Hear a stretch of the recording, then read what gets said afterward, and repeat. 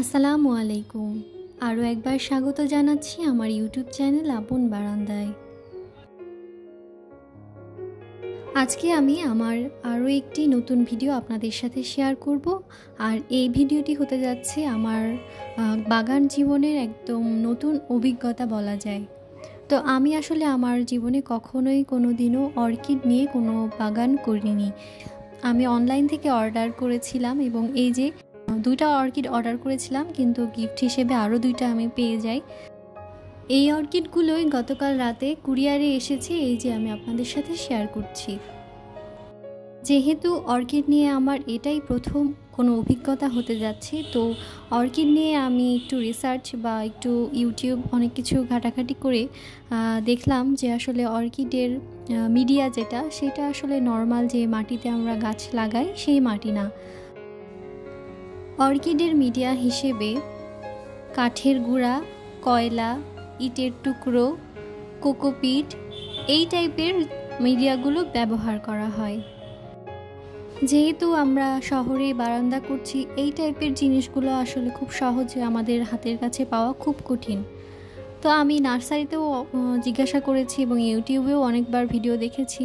তো ভিডিওতে দেখলাম যে আসলে কোকোপিট দিয়েও শুধুমাত্র অর্কিডটা লাগানো যায়। তো আমি এখানে কোকোপিট নিয়ে নিয়েছি এবং এটা আমি 20 থেকে 25 মিনিট পানিতে ভিজিয়ে রেখেছিলাম যেন ওর কষটা বের হয়ে যায়। আর অর্কিডটাও আমি কিছুক্ষণ ভিজিয়ে রেখেছিলাম যেন এটা ভেজা ভেজা থাকে। অর্কিডের জন্য ছিদ্রযুক্ত টব প্রয়োজন, যেন অর্কিডের যে মিডিয়া সেটার আর্দ্রতা ঠিক থাকে। তো আমি এখন পটিং করব। অনেকে হয়তো ভাবতে পারেন যে আমি নিচে কেন ইটের টুকরো বা কাঠের টুকরো বা কয়লার টুকরো দিলাম না। আসলে এগুলো না দিয়েও খুব সুন্দরভাবে কোকোপিট দিয়েই শুধুমাত্র অর্কিডটা রোপণ করা যায়। আর অর্কিড তো আসলে এমনিতেই পরগাছা, যে কোনো জায়গায় যে কোনো গাছের ডালে যেভাবে খুশি সেভাবে রেখে দিলেই কিন্তু অর্কিডটা হয়ে যায়। এতটা যত্নের কখনোই প্রয়োজন হয় না, শুধুমাত্র কড়া রোদ না লাগে সেই জায়গাতে রাখলেই চলে। তো আমি আমার বারান্দায় যেহেতু হালকা রোদ আসে, সেই জায়গায় আমি আমার অর্কিডটা রেখে দেব। এখানে আরও একটা কথা বলে রাখা ভালো, অর্কিড কিন্তু বিভিন্ন জাতের হয়।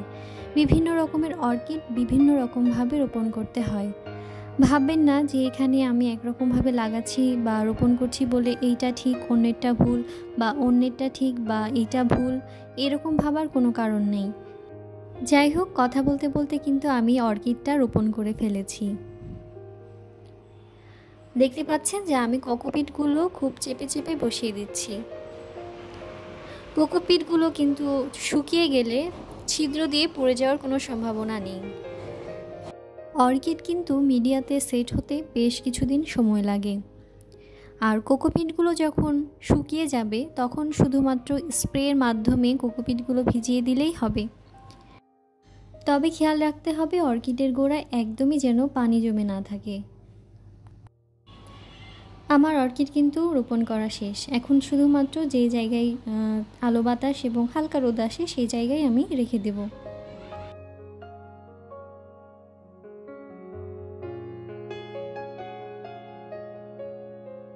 আজকের ভিডিওটি এই পর্যন্তই। কারো যদি কোনো মতামত থেকে থাকে তাহলে অবশ্যই কমেন্ট করে জানাবেন।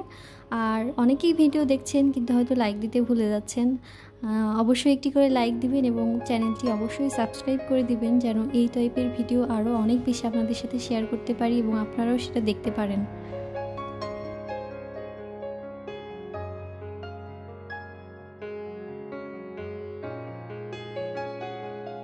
আগামী ভিডিও দেখার আমন্ত্রণ জানিয়ে আজ এখানেই বিদায় নিচ্ছি। আল্লাহ হাফিজ। আসসালামু আলাইকুম।